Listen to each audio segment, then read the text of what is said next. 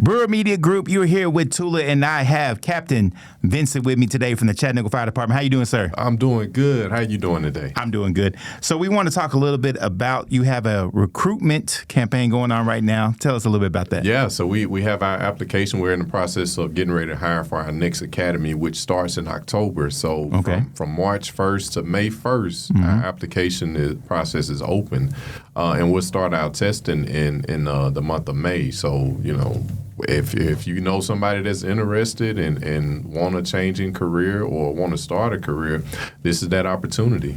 All right. What makes somebody a good candidate? You know, I get asked that question a lot, and it doesn't really have anything to do with how strong or how fast somebody is, or how smart.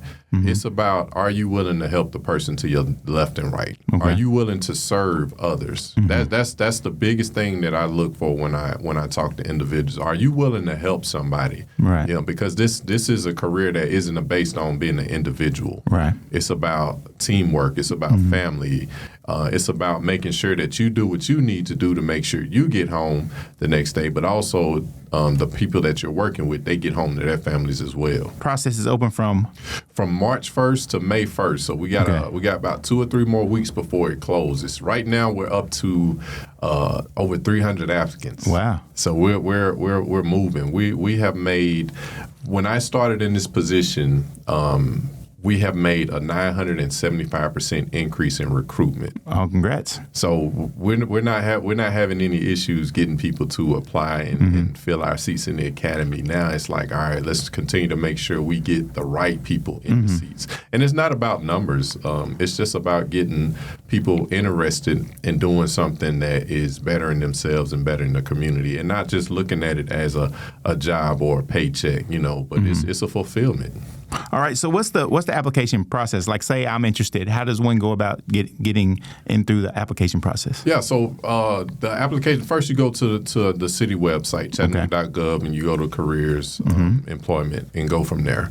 But the way we got it set up now is that once you fill out your application, you'll get an email from us stating, hey, the first step is the physical agility test. So we have every Saturday for the rest of this month, we're going to be holding physical agility prep sessions. And basically that gets you ready for the physical agility test. So you get the opportunity to run the course, do your push-ups, sit-ups, run your mile, and figure out what your strengths and weaknesses are. Now, it's up to you to go back to get ready, because when you get ready for the actual test day, your confidence is through the roof because you're not about to do something you haven't went through already. Right. So that gives you an opportunity to better your score, better yourself, but it also gives you an opportunity to start that family and that partnership with the people that you may be in the academy with, because now you're exchanging numbers. Now you're working out with them. You're building a relationship with them from the application process through the academy. Like you said before, it needs to be somebody that actually wants to help others and is a team player. But there is not so much about strength, but there is a physical component of it. And that's what that physical prep sessions you said, they can go and get an idea of what it is they're expected to do and then what they need to do to be able to pass. Yeah. And, you know, one of the biggest things that I've noticed now that a lot of our young folks are not active anymore. You know, back when I was growing up, we was riding bikes, we was playing basketball, we was outside. Exactly.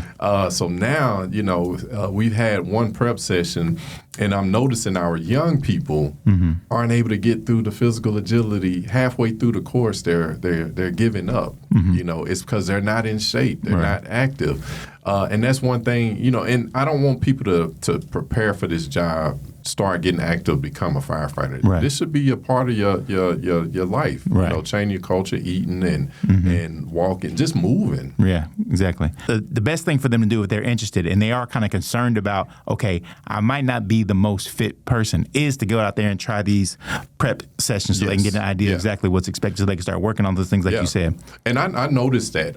And that's what I want to see. I want to see you come in and you don't do so well. Right. But I want to see you come back and continue to get better and better and better. Right. And that's what I look at, because you're willing to put in the work to become better.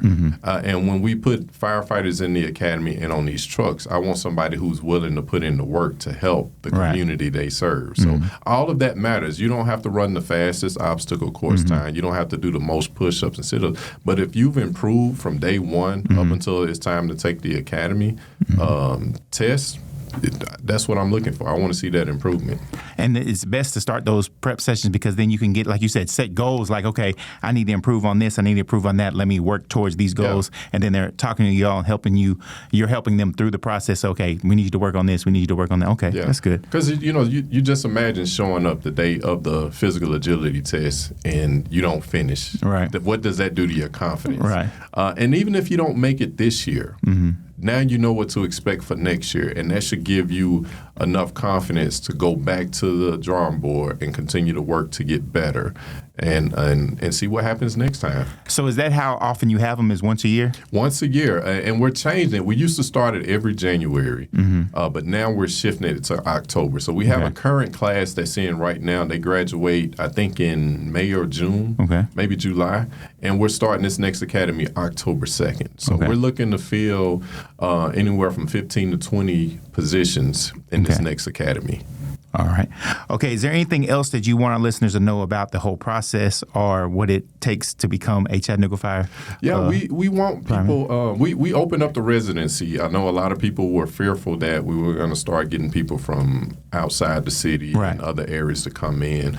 But we want people to apply. We want you to talk to your kids, your grandkids, your neighbors to get them interested. We're looking at expanding this program into the school systems at some point.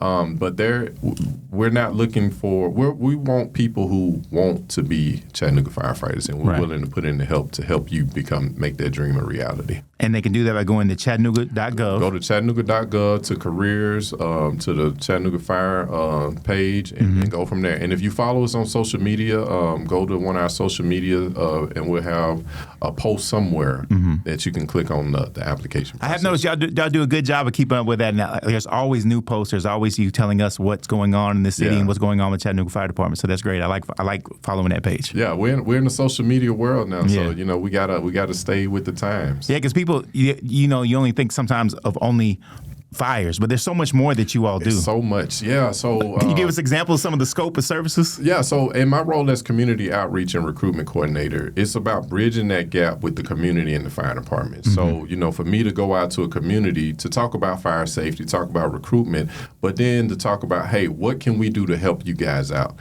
Down in South Chattanooga, we work with Councilwoman Dotley down there, and they were building some houses, some cottages down there on Alton Park Boulevard, and we work with Councilwoman Dotley and the developers to give the opportunities for people who live in that neighborhood first opportunity to purchase those homes.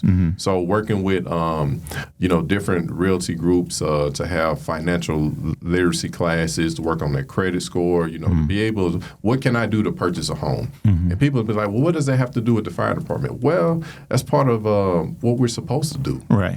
That service, that community risk reduction, because we know if people are able to take care of themselves, then they can take care of their families. When it comes to reading literacy, we know that if you can't read at a third grade level, the prison pipeline. So what can we do? We have Alan Green, he wrote a children's book. Yeah, I'm familiar. He's out in the community. Him and Jamani Lanier, they're out in the community building programs in schools and mentors. And, there's a wide variety of things that we do besides just respond to emergency calls. We want you to get to know us before the call comes. And I'll say you have done a very good job. A lot of things I've done in the community, a lot of things we've been at in the community, I see you all there. There's always representation. There's always representation of multi-races. Yeah. So there's always somebody that looks like them that feels like, oh, I could be one too. So that, because representation matters. So it does. Yeah. It does. So I appreciate all the work that you do. And again, we'll try to get everybody that is interested to go check out the Chattanooga.gov/careers and then click on the fire department page and then all the information they would need, everything. And then make sure if you do apply that you go try one of these prep sessions so you can get on board of what you need to do physically to be ready to meet the demand that this job has. Absolutely. All right. Is there anything else you want to tell the listeners? No, I hope everybody stays well today. Don't get into the pollen as much as it's crazy out there. So. All right. We appreciate you. Thank you. This is Tula and the Chattanooga Fire Department, Power 94.